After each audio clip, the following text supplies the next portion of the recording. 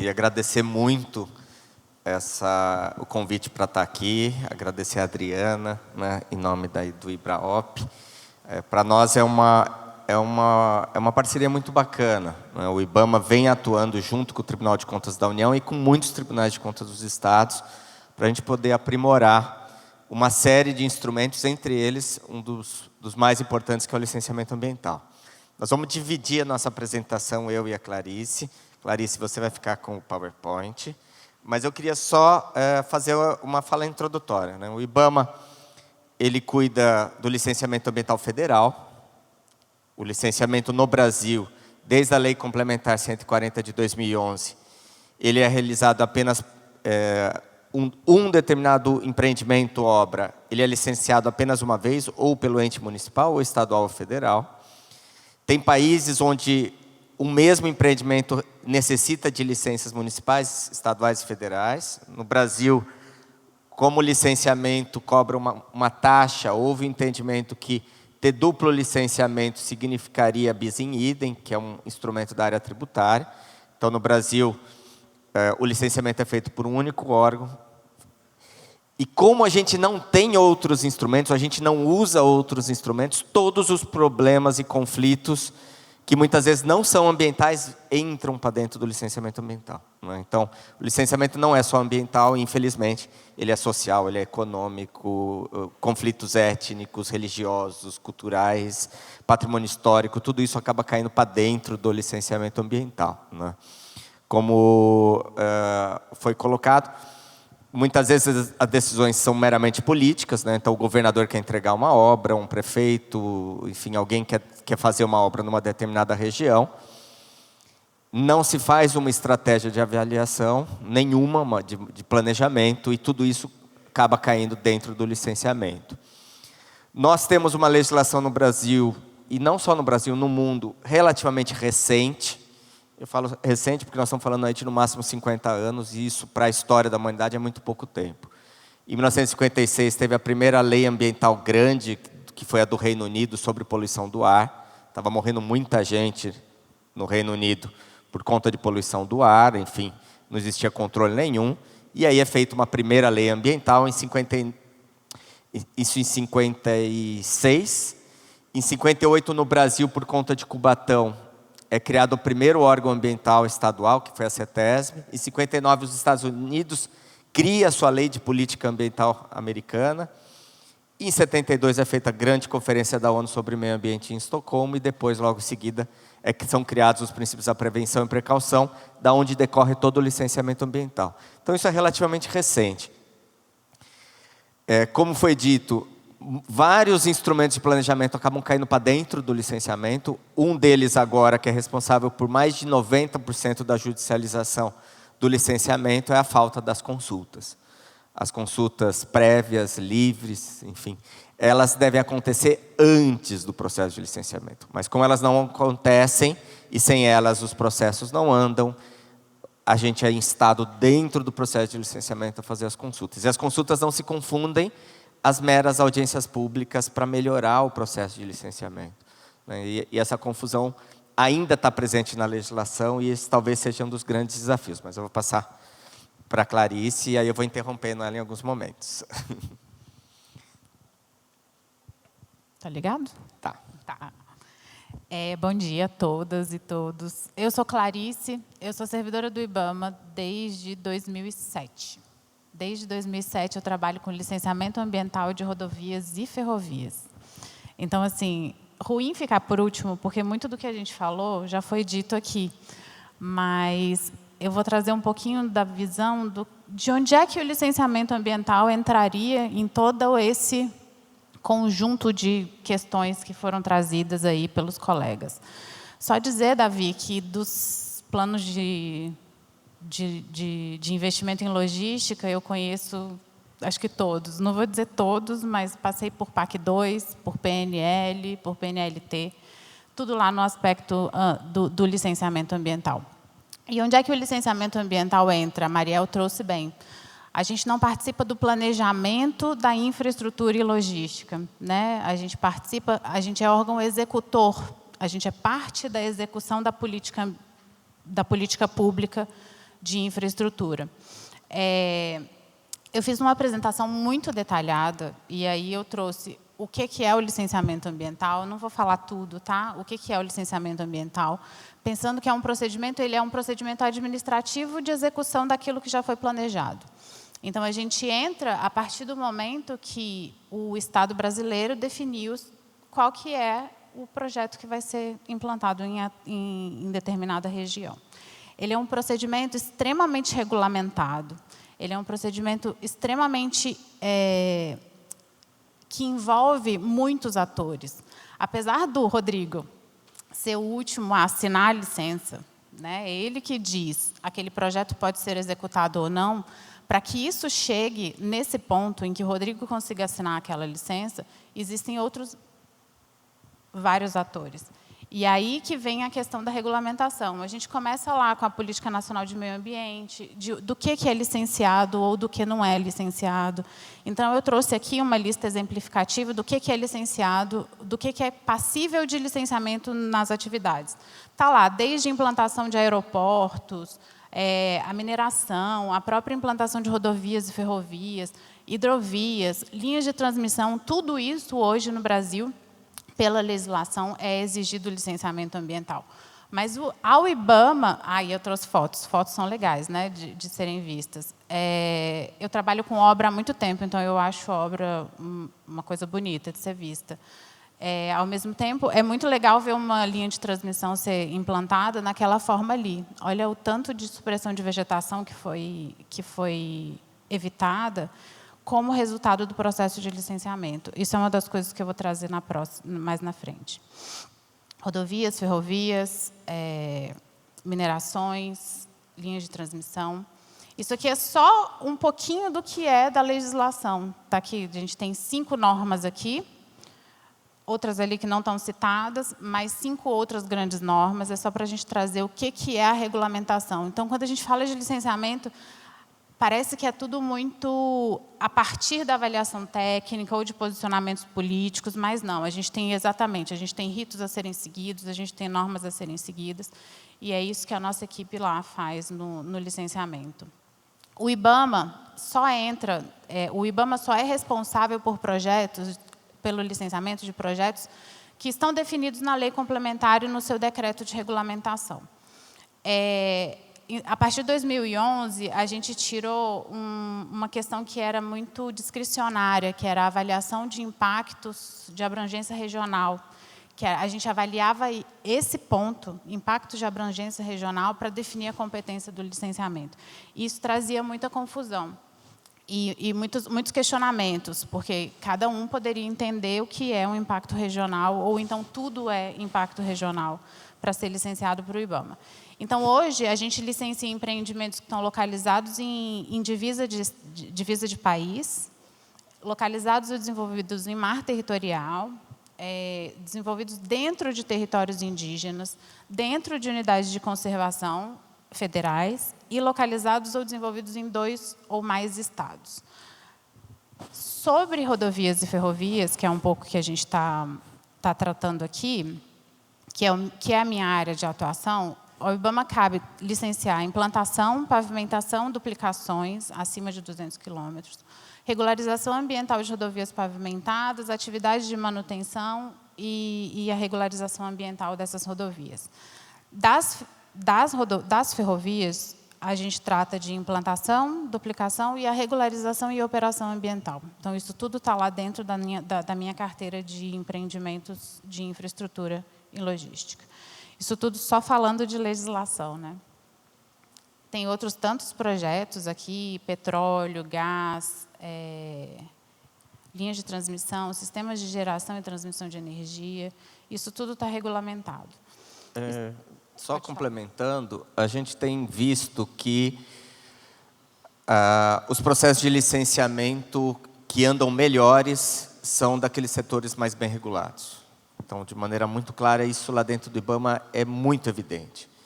Os setores econômicos que têm as melhores regulações, a gente não tem problema nenhum ao longo do processo de licenciamento. Agora, isso não quer dizer que não tenham conflitos, que não existam impactos ambientais, mas os processos fluem muito melhor. Quando o setor não é regulado, ou tem problema de regulação, esse conflito vem para dentro do setor de licenciamento. Vou dar um exemplo de algo que a gente vai ter de problema.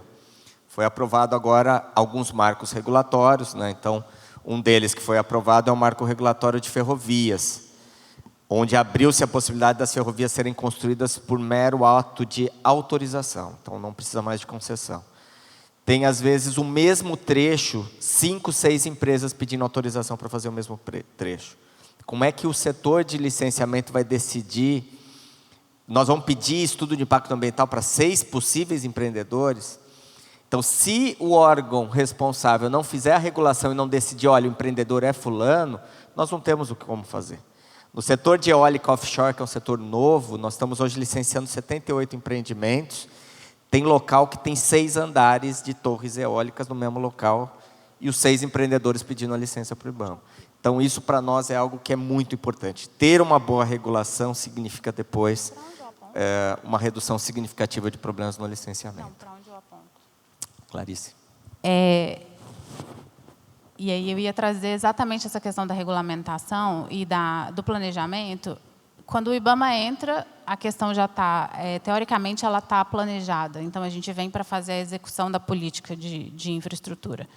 E a questão do planejamento e da falta de priorização, todos esses pontos que vocês trouxeram aqui nas falas anteriores, eu não consigo passar. Travou?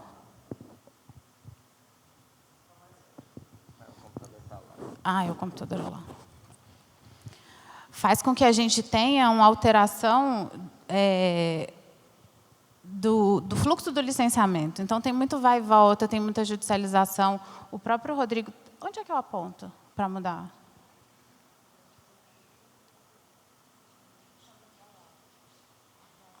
Para lá? Essa questão do marco regulatório de ferrovias, que é uma das questões que a gente se debruçou desde o início do ano, que o Rodrigo falou, a gente já tem, no caso aqui, a Mariel trouxe, por exemplo, a FICO 2.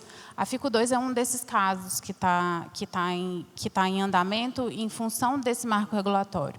A Rumo, ela conseguiu uma autorização de operação via NTT, de exploração ferroviária via NTT, mas ela ainda não é responsável pelo projeto, porque o projeto já está licenciado.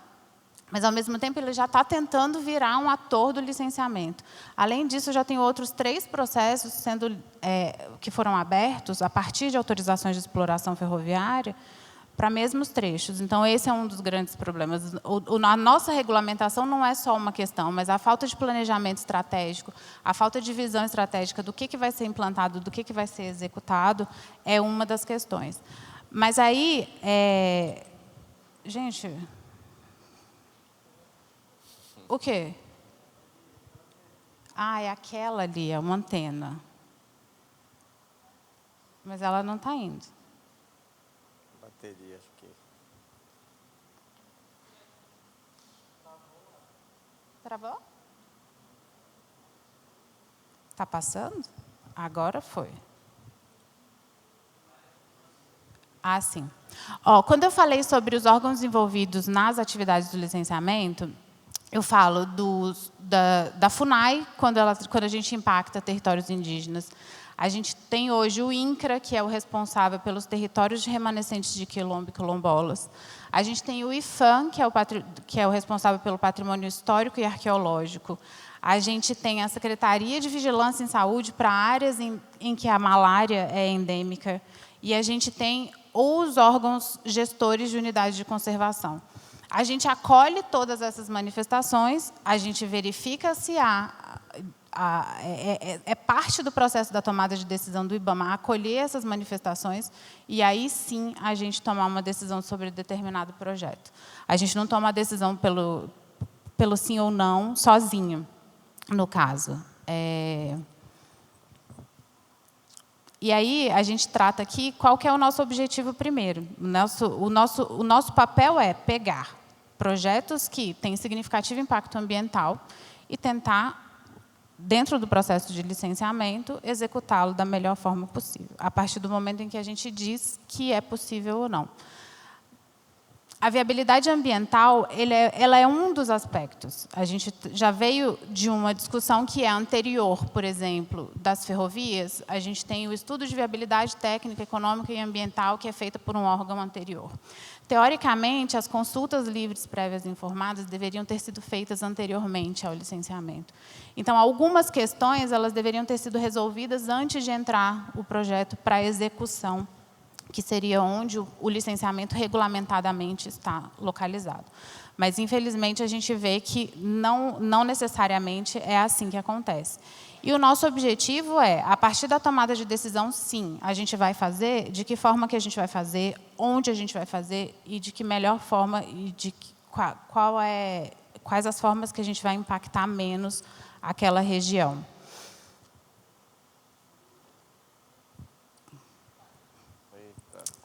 Eu sou historiadora, então eu vou apelar para ser analógica. Tá bom? Então, a gente trata, é uma metodologia de trabalho, a gente faz avaliação de impacto ambiental, a gente verifica diagnosticamente a região em que aquele projeto vai ser implantado, a gente tem todos aqueles atores envolvidos na tentativa de compatibilizar aquele projeto com a sustentabilidade, que é a missão do órgão ambiental, nesse caso. Pode passar, por favor. Pode ir passando. Aí, na etapa de licenciamento prévio, a gente tem, dentro do licenciamento ambiental, pode passar também, por favor, Davi, a avaliação de impactos, a discussão relativa às alternativas locacionais. Isso aqui é um ponto muito importante do licenciamento prévio. Porque, apesar da gente ter um planejamento e uma decisão, a gente precisa ligar um ponto A a um ponto B, porque a gente precisa escoar minério da mina S11D em Carajás pelo porto, pelo terminal ferroviário Ponta da Madeira. É uma ligação entre um ponto A e um ponto B. Aquilo foi definido economicamente falando. E aí o licenciamento ambiental vai ver, entre aquele ponto A e aquele ponto B, onde é que pode ser implantado. E é nesse ponto aqui que a gente discute. No caso da consulta que a Mariel falou, lá no território do Xingu, a gente está discutindo exatamente a localização da BR-242 no Mato Grosso. A BR-242 no Mato Grosso hoje é entendida como um dos projetos mais importantes para o escoamento de produção de grãos do Mato Grosso, por exemplo. Ela vai fazer a conexão entre a BR-163 e a BR-158. É um corredor logístico de extrema importância para aquele setor. Ao mesmo tempo, tem uma proximidade muito grande com o território do Xingu e tem uma interação muito grande com a Ferrovia de Integração Centro-Oeste. Na BR-242, a gente está nessa etapa aqui, de licenciamento prévio. E nós, em conjunto com as comunidades e com os órgãos ambientais, a gente está discutindo qual que é o melhor ponto, de que forma que aquilo vai passar. Para que, quando a gente tiver um projeto, a gente consiga dizer, pode ser executado ou não pode ser executado. Pode passar, por favor. É aqui que também as audiências públicas que o Rodrigo citou, que não se confundem com as consultas livres, prévias e informadas, elas acontecem e é após o protocolo e o encaminhamento do estudo ambiental que elas são realizadas. A gente recebe, por solicitação ou por própria determinação do órgão ambiental, a quantidade, a localização. A gente tem uma metodologia de definição, por exemplo, em lineares, a gente tem projetos que interceptam e que afetam 45, 50 municípios, por exemplo. Então, a gente tem uma metodologia de levantamento e avaliação de quais são os pontos estratégicos para a realização dessas audiências, para que a gente consiga, aí, ter o maior envolvimento possível da sociedade no processo. Pode passar, por favor.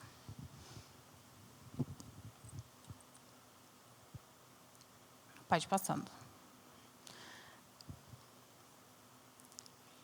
Nos lineares, pode voltar, por favor. A gente faz a avaliação de traçado, a gente solicita o desvio de áreas de interesse ambiental e sensibilidade, territórios indígenas, unidades de conservação. Um dos aspectos que a gente tem olhado bastante em função das metas de controle de desmatamento também é a redução da supressão de vegetação. Então, a gente tem alguns aspectos e alguns pontos que a gente já consegue, na definição do projeto, da localização daquele empreendimento, reduzir aí na supressão de vegetação. Essa supressão de vegetação, ela é regulamentada e ela é legal. Mas, mesmo assim, a gente ainda trabalha para que haja uma redução, para que a gente não tenha impacto tão grande aí sobre essa perda de vegetação, que é tão importante no nosso... atualmente. Pode passar, por favor. Aqui eu vou tratar, são 3 exemplos que eu trouxe do que o licenciamento ambiental fez em 3 projetos. Pode apertar mais um, que já aparece o 3º projeto. A BR-158, no Mato Grosso, a gente está tratando sobre um desvio de um território indígena. Ela passava dentro, cortava a TI, o território indígena Maraiuatsed, ali em Água Boa. E discutiu-se por longos anos, isso em conjunto, não só o licenciamento, tá? Mas também o Estado foi definindo que seria interessante retirar aquela rodovia de dentro do território para que diminuísse o impacto sobre os indígenas. E a gente está licenciando hoje esse contorno para que a rodovia saia de dentro do território. O projeto da mina S11D, que é lá de Carajás, o projeto inicial, o básico, quando foi protocolado no IBAMA, tinha uma barragem de rejeitos. E a gente já estava discutindo qual que seria o impacto e qual que é a problemática e o risco aumentado de ter barragem de rejeitos nisso. E a Vale, em conjunto com o licenciamento, foi alterando esse projeto a ponto da gente não precisar mais fazer barragem de rejeitos lá na S11D. E isso é resultado do licenciamento ambiental. E o contorno de Florianópolis, que também é uma rodovia que está sendo retirada de dentro de uma cidade, que impacta de forma significativa o trânsito daquele município, que atrapalha a atividade turística de Florianópolis, também está sendo retirada de dentro da cidade, está sendo construído um contorno. E que, não só isso, no projeto inicial tinha uma supressão de vegetação de Mata Atlântica em estágio primário em quantidades muito grandes. E a gente foi discutindo, a gente definiu foi construindo a ideia de diminuir de alternativas tecnológicas para reduzir esse desmatamento em atendimento à legislação também. E hoje a gente tem a construção aí de 4 túneis nesse projeto. Quer falar alguma coisa, Rodrigo? Não, apenas para dizer que, normalmente, quando a gente tem projetos mal feitos ou estudos ambientais mal feitos, esse problema também vai parar dentro do processo de licenciamento. Hoje, no IBAMA, são 3.400 processos de licenciamento ativos, né, em diferentes estágios. Né, tem no estágio prévio, no estágio de instalação, no estágio de operação. Algumas atividades, obras, empreendimentos, a gente tem licenças específicas, mas normalmente ele é um licenciamento trifásico, onde a viabilidade se analisa na primeira fase, na de licença prévia. Então, normalmente, quando é para se negar uma licença, e as licenças também podem ser negadas, é na fase de licença prévia. Né? Isso não quer dizer que as outras etapas também não podemos ter negativas, mas a viabilidade normalmente é na primeira fase. Né? E o que a gente percebe é isso. Quer se economizar, às vezes, no projeto, e entregam-se projetos ruins, e depois fica aquele monte de aditivo depois lá para frente, porque esqueceram disso, esqueceram daquilo, né, muitos erros, né, uma qualidade ruim de projeto, né, ou na fase, às vezes, dos diagnósticos dos estudos ambientais. A gente também recebe estudos muito ruins, e quando a gente devolve é aquela chiadeira. Né? Então, a gente precisa de qualidade. Em alguns países, por exemplo, não é o empreendedor que escolhe quem vai fazer o estudo de impacto ambiental. No Brasil, é o próprio empreendedor. Né? E isso cria uma proximidade, e aí é forçado, muitas vezes, aquele que faz o estudo ambiental tirar informações valiosas, né, que dificultariam o licenciamento. Achando que a gente não vai ver, achando que a gente não vai pegar. Né? A gente tem, entre a nossa equipe, que é uma equipe pequena, para esses 3.400 processos, a gente tem hoje algo em torno de 200 servidores, é uma média de 14 processos de licenciamento por servidor no IBAMA. A gente tem, entre os integrantes da equipe, alguns dos melhores especialistas, alguns dos maiores entendedores daquele assunto. E, rapidamente, algumas falhas são detectadas. Né? E aí a gente fica pedindo complementações. E isso é muito ruim. E aí a solução é, vamos acabar com o licenciamento ambiental, que é um projeto de lei que tramita hoje, né, que é o projeto de você criar só licenças autodeclaratórias, licenças que não são licenças, né? E o que é muito ruim para nós. Pode passar. Eu ia... Viu? Não sou só eu. Tentar passar. O próximo slide é sobre... Está aqui em cima. Está aqui em cima. Travou aqui para nós. Então, aí vem a instalação do projeto. O Rodrigo falou, realmente, tem questões que a gente trata muito fortemente na etapa de viabilidade, mas que na execução do projeto a gente ainda tem algumas possibilidades de alteração para que os impactos ambientais sejam reduzidos.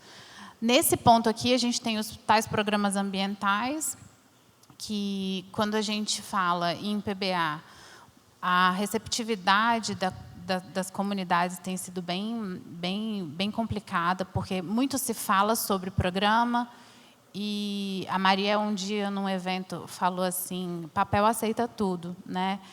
E é verdade, papel aceita tudo. E aí, o que cabe ao licenciamento é exigir que aquele papel seja realmente executado. E isso é difícil, assim. A gente tem projetos, a gente tem programas, a gente tem problemas que partem, por exemplo, da não compreensão de que o aspecto ambiental tem que estar previsto no orçamento daquele projeto. Eu vim de 4, 5 anos, de 6 anos, talvez, de empreendedores me dizendo assim, eu não tenho dinheiro para executar, eu não sou gestor ambiental, eu não sou gestor daquela rodovia, eu não tenho como. O que eu faço é obra. E aí, como é que é isso? Em um país em que a legislação ambiental está aí, em que o licenciamento ambiental é exigido, em que o orçamento daquela obra não prevê a própria legislação. Então, muito se vai e volta por isso, porque a gente decide pela implantação de um viaduto rodoviário para diminuir o impacto numa travessia urbana. E na hora que a gente vai a campo para verificar se está sendo executado, não, mas o viaduto não estava no orçamento. Tipo, mas como assim não estava no orçamento? O projeto que foi apresentado, avaliado e aprovado pelo IBAMA contava com esse viaduto. Onde é que foi parar? E aí não cabe ao IBAMA ir lá no orçamento e verificar se está. O que cabe ao IBAMA é multar, embargar quando possível e exigir que aquilo seja executado para que aquelas medidas sejam realmente efetivas naquela comunidade. E a gente tem, vou dar um exemplo que está acontecendo agora. Chega final do ano, as pessoas fazem o planejamento e o orçamento é anual, né, de um exercício para o outro. Chega agora final do ano, está todo mundo batendo na porta do IBAMA. Ontem, acho que nós tivemos umas 6 reuniões de grupos querendo que a sua licença saia, porque tem que dar início de obra, tem que começar porque está no orçamento desse ano. Só que o que acontece? Licita-se a obra antes do licenciamento ambiental. Coloca-se no orçamento recurso para esse ano, e aí a pressão toda vem para cima do licenciamento, porque tem que sair a obra esse ano, tem que dar início de obra, porque tem que começar, tem que empenhar o valor esse ano. Então, a gente está exatamente nesse momento. Ontem, bancadas inteiras foram para dentro do IBAMA, eu exijo a minha licença imediata. Em algumas situações, o órgão de infraestrutura sequer tinha mandado os estudos para nós, para que o processo de licenciamento começasse. Então, a gente também tem esse tipo de problema. Nós estamos trabalhando para resolver ou para diminuir isso, né? Então, a gente está tendo reuniões direto com o DENIT, com a NTT, com a ANTAC, com o Ministério dos Transportes. Agora com a Casa Civil também. Com a Casa Civil. Está melhorando muito. Mas, de maneira geral, o que a gente tem é essa situação recorrente, né? Então, licença depois a gente vai ver. E aí vai acabar o ano, vai perder o orçamento, que é uma autorização para gastar, né, uma previsão. E aí a culpa passa a ser do licenciamento. Sempre, né? Sempre passa. Inclusive, a bancada do Rio Grande do Sul teve lá ontem, né? Assim, Gente, nosso tempo está acabando. Pode passar mais. Eu queria passar para aqui sobre alternativas tecnológicas que também são tratadas na época da implantação do projeto. Pode passar, que tem um slide muito legal que fala sobre a tecnologia de lançamento de cabos em linha de transmissão. A gente, lá na equipe técnica do IBAMA, a gente tem uma equipe excelente de transmissão que, em conjunto com um setor que é extremamente regulamentado, que é o setor de energia, é um setor que tem definido seus projetos, as suas prioridades, que já tem um planejamento dos leilões, dos lotes dos leilões que vão ser leiloados no primeiro semestre de 2024. Isso é público, a gente já tem acesso. Então, o licenciamento das linhas de transmissão hoje já se planeja baseado no planejamento de prioridades do próprio setor. Que quando a gente fala de infraestrutura em transporte, isso não acontece. A gente tem obras prioritárias gerais, estão sempre por aí rodando, mas a gente não tem priorização, a gente não tem um planejamento, a gente não sabe o que tem orçamento ou o que não tem orçamento, o que está licenciado, o que não está licenciado. A gente, que eu digo, é o Estado, né? Então, quando chega no licenciamento, a gente fala assim, não, espera aí, o orçamento é para outubro. A gente precisa iniciar a obra em outubro, mas espera aí, cadê o estudo ambiental? Cadê o licenciamento? Cadê as consultas? Tem manifestação das comunidades afetadas? Foram avaliadas questões e alternativas para que os impactos sejam reduzidos? E não. E no caso das linhas de transmissão, inclusive o próprio TCU tem um levantamento sobre o nosso trabalho nas linhas de transmissão, que fala que em torno de 75% dos nossos processos são avaliados dentro dos prazos. Não só dos prazos legais, mas também dos prazos previstos naqueles contratos de concessão que são reduzidos, são menores ainda. E, mesmo assim, o licenciamento consegue atender. Por quê? Porque é um processo que já previa o aspecto ambiental na sua concepção. Quando um projeto de linhas de transmissão hoje chega no IBAMA, já está previsto, por exemplo, o alteamento de torres, que quer dizer que a faixa de supressão de vegetação vai ser muito menor. O lançamento de cabos por drone, isso é uma tecnologia super nova, mas que todos os projetos que estão entrando hoje no IBAMA já estão prevendo isso. Porque aí você diminui você não precisa mais suprimir a faixa de servidão inteira da linha de transmissão para fazer o lançamento dos cabos. Então, esses são aspectos que agilizam no processo de licenciamento e que estão aí e que estão trazendo resultados super positivos. O nosso tempo acabou. Passa. Pode passar. Eu queria só comentar algumas coisas bem rápidas, né? Isso não quer dizer que o setor de licenciamento não tenha seus problemas também. Normalmente, os órgãos ambientais têm os piores orçamentos, normalmente não tem reposição de quadro. O IBAMA hoje tem 470 servidores com idade para se aposentar e que estão lá. Então, são setores que, às vezes, são carentes de treinamento, de capacitação. Os servidores ficam lá sobrecarregados e nunca têm tempo para se atualizar. É muito importante algo que o IBAMA tem feito ao longo do tempo, que são manuais de procedimento, são guias como esse de avaliação para setores específicos, né? Então, quando o setor se organiza, fica muito mais fácil. Mas, obviamente, que a gente também tem problema, né? Tem órgãos estaduais de alguns estados que 100% do quadro são terceirizados.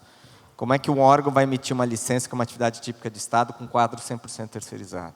Então, aí a situação realmente fica muito mais complicada, né? Então, nós também temos os nossos problemas, mas tem coisas que a gente pode, obviamente, fazer para minimizar. E aí está lá, nos desafios que a gente traz do licenciamento, eu acho que pode passar para o penúltimo slide já. Esses são projetos que a gente foi atuando durante o processo para que ele melhorasse no seu aspecto ambiental. Então, a gente foi criando passagens de fauna, afastando de comunidades, retirando de dentro de territórios protegidos. Então, assim, essa é a atuação do processo de licenciamento. E aí, nos desafios, a gente tem exatamente isso, a questão do fortalecimento do setor de licenciamento, a inclusão do aspecto ambiental no planejamento das obras de infraestrutura, uma avaliação estratégica sobre qual tipo de projeto vai ser executado, onde ele vai ser executado, e para que a gente possa parar de ver também esses projetos no varejo, que é uma questão que a gente tem discutido bastante internamente. Porque, no fim das contas, a gente está lá implantando uma malha ferroviária no Brasil, uma malha rodoviária no país, e que não necessariamente está sendo vista no conjunto do que é. Essas autorizações de exploração ferroviária, para mim, são um exemplo disso, de como o impacto da regulação está trazendo. Porque qualquer CNPJ, qualquer pessoa hoje pode pedir uma autorização de exploração ferroviária. Isso é importante? É importante. Ninguém está dizendo que não precisa ter uma expansão da malha ferroviária no país. Mas sem um desenho estratégico. Onde é que ele vai atender? O que vai atender? O que vai transportar? Qual que é o impacto disso sobre a economia do país? Então, isso tudo resvala no licenciamento? Sim, porque é a gente que diz sim ou não no fim das contas. E por quê? Essas questões elas não são resolvidas anteriormente ao licenciamento. Se essas questões tivessem sido discutidas e resolvidas antes no licenciamento, os nossos prazos seriam completamente diferentes também. Pode passar. Só para você ter uma ideia, a estimativa hoje é que 52 milhões de animais são atropelados nas estradas brasileiras. Quase todas as estradas foram feitas sem nenhuma preocupação com a fauna. Tem um estudo que saiu publicado agora recentemente, da Fernanda Abra, que mostra que nós temos uma média hoje de 700 pessoas mortas em acidentes. 700 pessoas mortas em acidentes por ano, que se envolveram em acidentes com animais. Então, assim, é um tema que também é ambiental, mas também é do ponto de vista de vidas que a gente pode salvar, se a gente prevê, obviamente, a questão da fauna dentro desses projetos lineares, né? 90% dos processos de assoreamento de corpos d'água se dão por conta de sistemas de drenagem mal feitos de rodovias e ferrovias, jogando toda a terra para dentro do rio sem qualquer prevenção sobre o assoreamento daquele corpo d'água, né? Sem contar a questão do desmatamento. Obviamente, quando você passa uma estrada, você tem o desmatamento da estrada, mas você tem o efeito colateral, que você abre uma região nova inteira para ocupação. E esse é um problema que a gente tem de maneira muito grande. Só para você ter uma ideia, nós estamos licenciando a BR-319. 319 é uma estrada antiga, que existe ligando Porto Velho e Manaus, corta a Amazônia no meio da Amazônia. O trecho intermediário dela não tem pavimentação. E só com a emissão da licença prévia o ano passado, houve abertura de 5 mil quilômetros de ramais novos, só com a possibilidade dela ser pavimentada, né? E quase todos esses ramais foram abertos em terras públicas, né? Então, um conflito de desmatamento, com conflito fundiário, com apropriação de terra pública. E tá lá no licenciamento. E a gente está tratando e a gente está tentando verificar de que forma que a gente pode atuar dentro das nossas limitações legais e normativas também. Sobre as passagens de fauna, eu trabalho no licenciamento desde 2007. Então, eu sei que desde 2007 a gente exige que tenha no projeto passagens de fauna, por exemplo, para reduzir esses riscos de acidente. Eu devolvo todos os dias projetos, porque eles não são incorporados no projeto. Então, assim, a gente está lá, a gente está atuando, a gente está exigindo, e, ao mesmo tempo, tem a resistência também do dizer, não, a gente não vai fazer, ou não é previsto, não é. E aí isso impacta, por que a gente está trazendo isso? Porque impacta nos prazos e nos custos. E no fim das contas, os projetos não são executados, ou demoram 10 anos. Então, aquele orçamento que foi previsto lá no início do projeto, a Transnordestina é muito claro. A previsão orçamentária da Transnordestina, quando a gente viu o orçamento inicial, falou assim, tá, vamos lá, vamos ver como é que é. Hoje está, sei lá, 5 vezes mais, talvez. Mas por quê? Porque está demorando 12 anos. Por que está demorando 12 anos? Por isso, porque então a gente vai pegando as nuances e os impactos nisso aí. A gente traz aqui questão do fortalecimento do órgão ambiental, a modernização da estrutura, a modernização da norma, o fortalecimento interno, a retomada e a reconstrução desse órgão ambiental por meio de novas contratações, a aproximação entre o planejamento e o licenciamento ambiental. É aqui que a gente pega. Todas as vezes que a gente pensou em um projeto que considerou o aspecto ambiental desde a sua concepção, ele foi executado muito mais rápido. Eu tenho um exemplo de uma ferrovia, que é a ferrovia, o ramal sudeste do Pará.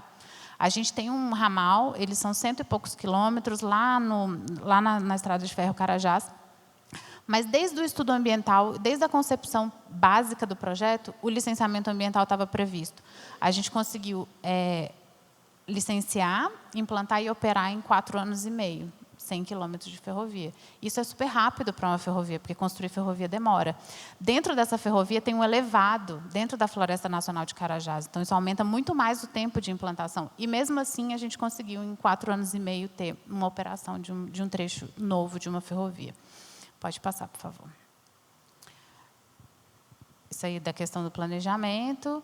E aí eu trouxe aqui o exemplo do setor de energia, mas que a gente já discutiu, né? E sobre a questão da incorporação desde o planejamento dos leilões no setor do aspecto ambiental e do licenciamento, inclusive em questões de projeto e execução de obra, para que haja celeridade aí no processo de licenciamento. E a gente sempre traz o setor de energia como um exemplo, não porque os outros setores não são tão bons, mas é porque isso aqui é um exemplo de sucesso em que o licenciamento foi trazido para dentro do planejamento, dentro das suas atribuições e competências, claro, porque a gente não está ainda extrapolando aqui nossas competências, mas que está trazendo previsibilidade e bons resultados para o setor. Eu acho que é isso. A gente pode deixar mais coisas para as perguntas, né? Sim, sim. Eu queria só agradecer mais uma vez, né, e dizer, o setor de licenciamento é importantíssimo, mas ele tem que ter uma estrutura adequada para atender o tamanho da necessidade de infraestrutura desse país. Não é? O que a gente tem visto, principalmente para as obras, para os setores de infraestrutura que foram concessionados, né, obviamente, criou-se uma demanda muito grande do ponto de vista de regularização, porque muitas estradas, ferrovias não tinham licença de operação e buscaram esse licenciamento junto ao IBAMA ou aos órgãos estaduais.